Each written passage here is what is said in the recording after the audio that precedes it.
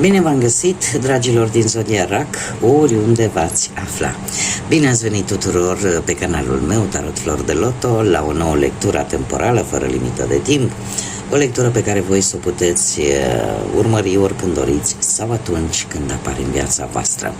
Desigur, dragilor, ca de fiecare dată, nu pot să trec mai departe fără să vă readuc aminte că voi, prin deciziile și alegerile pe care voi le luați, vă construiți propriul viitor. Așa că, fiind o lectură generală, vă rog din suflet să luați decât acele mesaje care resonează cu voi, iar restul lăsați-le să zboare în univers, pentru că sigur sunt pentru alte energii care, într-o mai mică sau mai mare măsură, au o legătură cu Zodia Rac.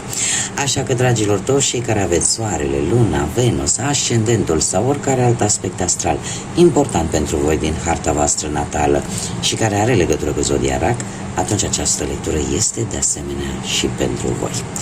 Și haideți să trecem la treabă și să vedem cu acest minunat oracol al ceștii de cafea, să vedem unde sunteți, cum sunteți acum, la ce să vă așteptați și ce va aduce viitorul apropiat, dragilor mei din Rac, sau cu legături importante cu această zodie în următoarea perioadă. Haideți să vedem. Să vedem. Da, se pare că ați avut parte și de un noroc și de abundență în bani. Da.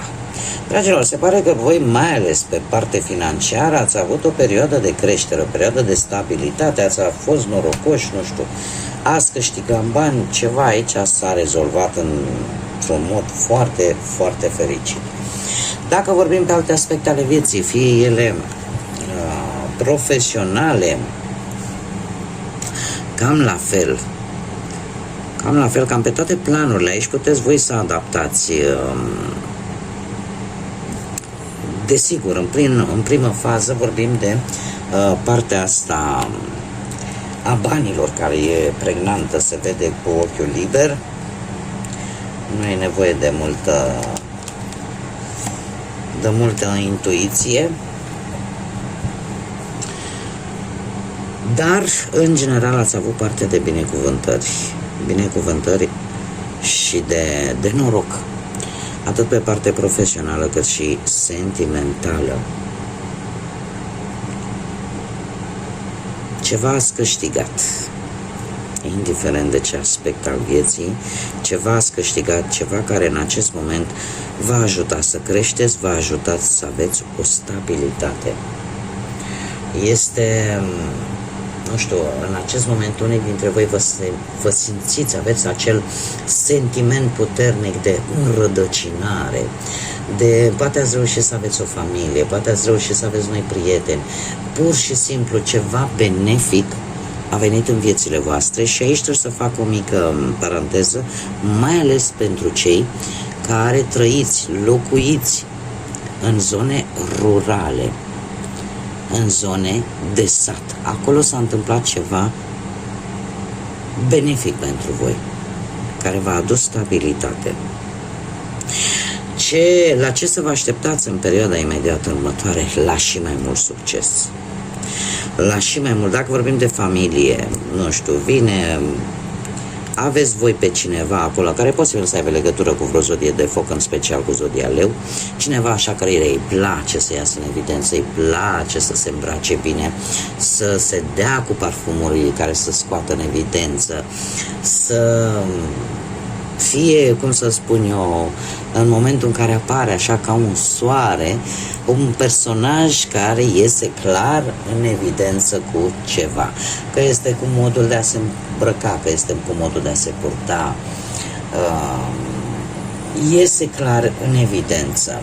De asemenea, ne vorbește de succes. Dragilor, nu sunt cărți rele, sunt cărți super, super bune. Tare aș fi curioasă să vedem ce ne spune și tarotul, dar acest oracol vreau să spun că numai de bine. Indiferent de ce aspect al vieții vorbim, fie el de profesional, fie nu știu, există aici un prieten posibil cu influență care să vă ajute să aveți o realizare la locul de muncă, de exemplu. De bani nu mai zic. Deci de bani, efectiv, nici nu mai zic, că nu duceți lipsă. Dacă vorbim de viața sentimentală, de asemenea, nu știu, e posibil să auziți și de vreo sarcină, de venirea pe lumea unui copilaș. Pentru unii, nu pentru toată lumea, mare atenție. Cum de asemenea, eu aș mai spune că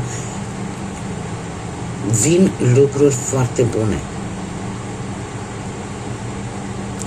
Vin lucruri foarte bune pentru voi, mai ales pe plan sentimental. Cum am mai spus, va fi cineva care va încerca să te impresioneze într-o modalitate ușor ieșită din comun.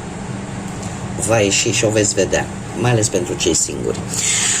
Viitorul apropiat, desigur, vine cu romanță, cu dulcegării, pe plan sentimental, cu cadouri pentru unii, cu surprize plăcute. Se pare că viața voastră merge înspre bine și pe plan sentimental va fi foarte romantică. Deci, pe toate planurile vreau să vă spun că o lectură fabuloasă, fabuloasă. Mi-aș dori din suflet să vă puteți regăsi cu toții.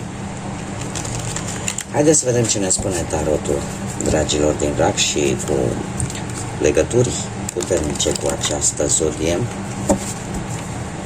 Ce vine pentru voi în următoarea perioadă de când voi urmăriți această lectură? Ia să vedem. Noi începuturi. Zodii de aer, Gemeni, Balanță, Vărsător. Zodii de apă, la fel ca și voi. Dragilor, cărțile de oracol, da, ne-au vorbit de un viitor apropiat, la ce să vă așteptați în perioada imediat următoare, da? Cumva pe un termen un picuț mai lung. Ce avem aici este o situație care e posibil să apară în fază imediată, nu știu, în 2 săptămâni. Acum haideți să o luăm cu începutul. Unde și cum sunteți voi acum? Ați avut un început în care v-ați asumat un anumit risc. De ce?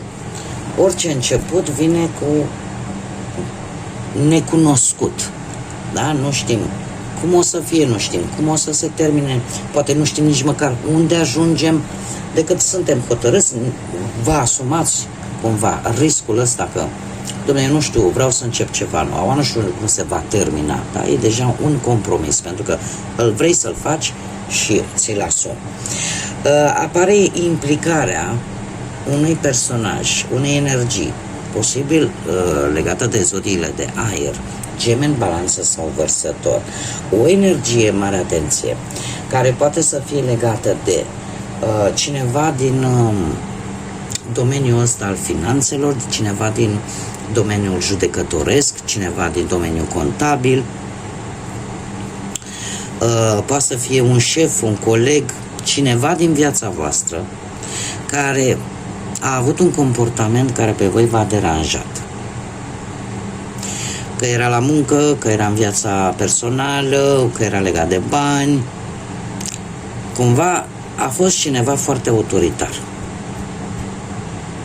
Foarte autoritar. E adevărat, un intelect puternic, foarte cu seriozitate așa, dar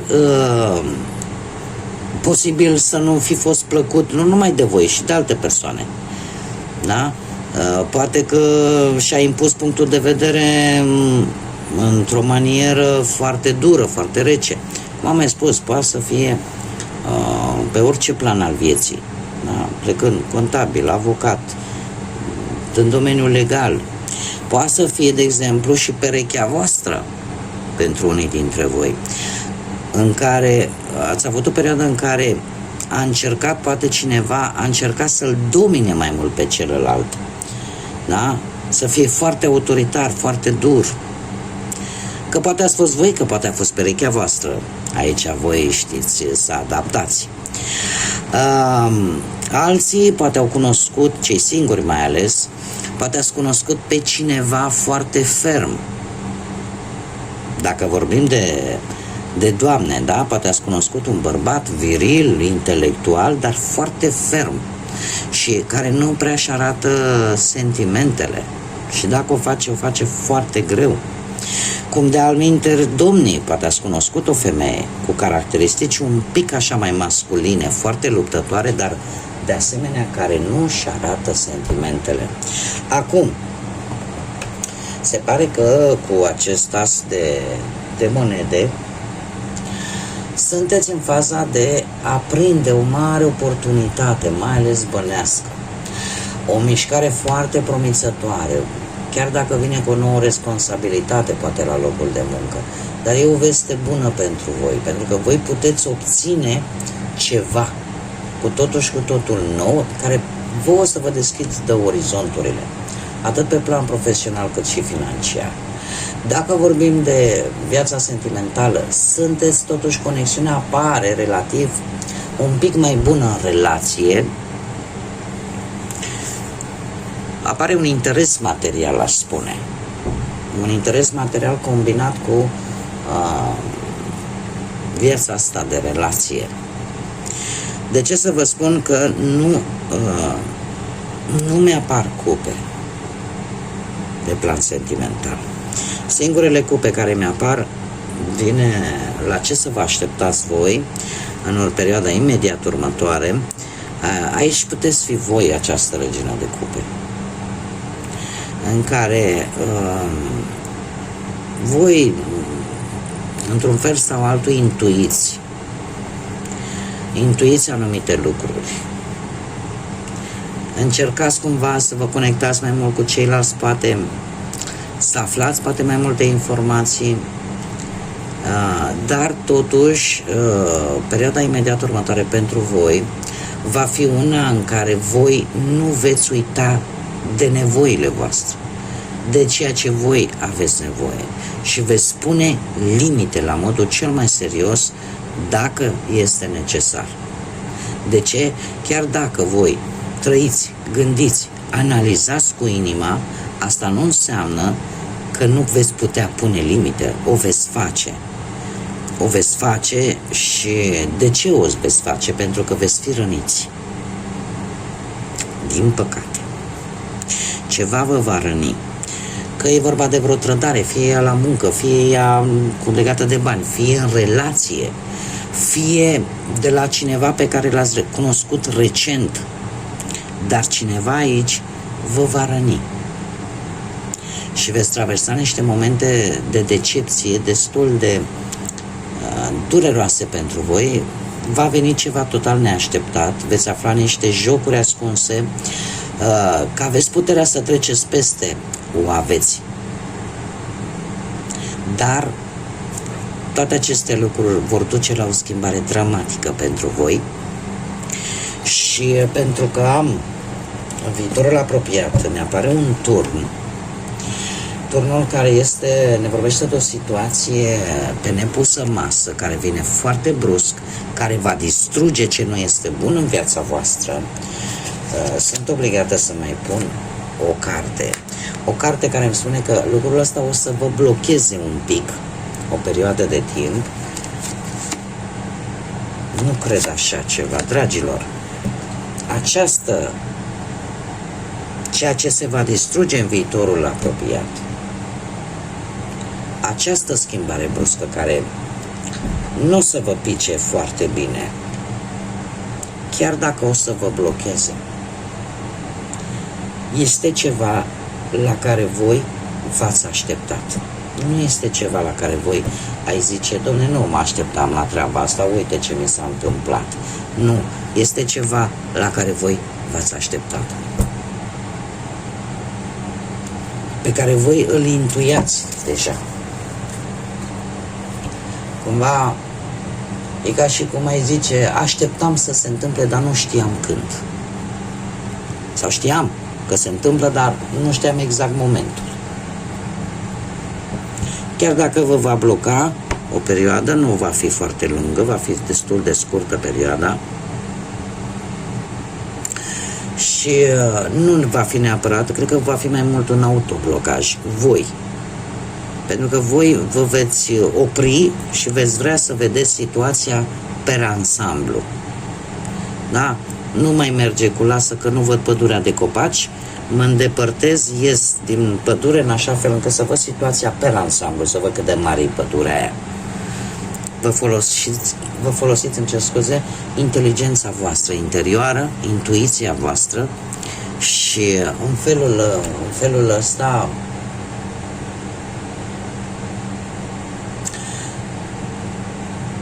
cum să spun eu, nu veți răspunde nici la provocări, nici la invidii, nici la bârfe și nici nu veți participa la ele.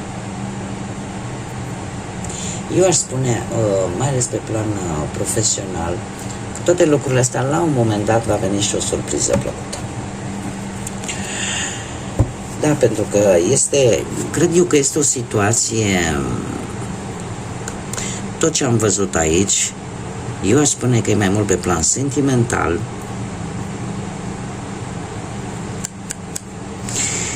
și nu știu eu dacă pe plan profesional, dar mai mult între astea două oscilez. Pentru că pe partea bănească se pare că stați foarte bine. Haideți să vedem ce spirit animal, ce mesaj are să vă dea pentru dragii mei din RAC în următoarea perioadă și care vă va însoți. Haideți să vedem un mesaj. Nu cred așa ceva.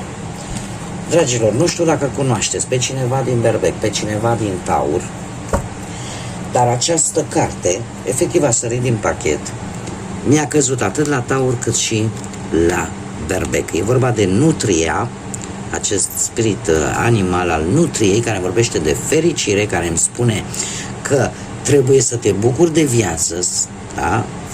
Trebuie să dai drumul așteptărilor, să nu mai ai așteptări de la ceilalți, să te bucuri de fiecare zi, să lași grijile să se ducă, să alegi iubirea, să alegi empatia și să te lași purtat de curenți, de valuri, de viață. Pentru că lucruri bune, destinul tău bun se apropie de tine. Ți se pregătește ceva bun, plin de iubire.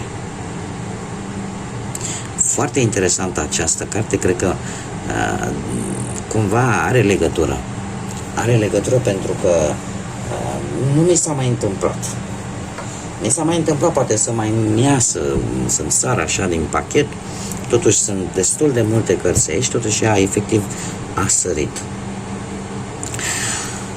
Bun, dragilor, cam atât am avut pentru voi astăzi. Mulțumesc tuturor pentru prezență, mulțumesc din suflet tuturor celor care contribuie prin intermediul like-urilor, distribuirilor și comentariilor voastre în dezvoltarea acestui proiect minunat pe care eu l-am deschis aici pe YouTube. De asemenea, urez bun venit celor care recent s-au abonat și i-am cooptat în această comunitate frumoasă a florilor de lotus, iar până data viitoare când ne vom reîntâlni, dragilor, aveți încredere în intuiția voastră, puneți limite dacă este necesar și încercați să vă bucurați de fiecare zi. Timpul este un factor important, super important, pe care, din păcate, indiferent câți bani am avea, nu-l putem cumpăra. Așa că până data viitoare, când ne vom reîntâlni la o nouă lectură, numai bine vă doresc, energie pozitivă, liniște, pace și echilibru în suflet, în gânduri și, desigur, să fiți iubiți, dragilor.